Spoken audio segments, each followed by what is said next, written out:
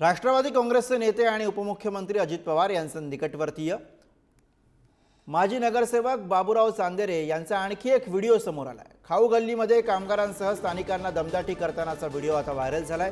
रस्त्यावरती एका वाहन चालकाला सुद्धा दमदाटी केल्याचं व्हिडिओमध्ये दिसतंय। चांदेरे यांनी एका नागरिकाला मारहाण करतानाचा व्हिडिओ व्हायरल झाल्यानंतर आता नवीन हा जो व्हिडिओ समोर येतोय तो सोशल मीडियावरती व्हायरल होतोय। दरम्यान बाबूराव चांदेरे हे चौकशीसाठी पोलीस स्टेशनमध्ये हजर झाले। तीन दृश्य आपण बघतोय। एकीकडे चांदेरे यांचा जुना व्हिडिओ मारहाणीचा व्हायरल झालेला होता, त्यानंतर दमदाटी करतानाचा हा नवा व्हिडिओ समोर आला आणि आता चौकशीसाठी चांदेरे हे स्वतः पोलीस स्टेशनमध्ये हजर झालेले आहेत।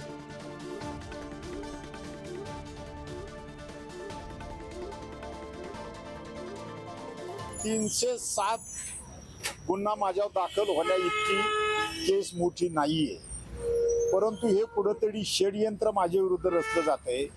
25 जानेवारीला जो प्रकार त्या ठिकाणी घडला, ही लाईन ड्रेनेजची टाकत असताना त्या ठिकाणी गेली 8 दिवस झालं बांधकाम व्यावसायिक विजय रौंदळ आणि त्यांचा सहकारी जाधव यांनी आणि त्यांच्या सहकाऱ्यांनी जाणून बुजून ती लाईन बंद केलेली आहे।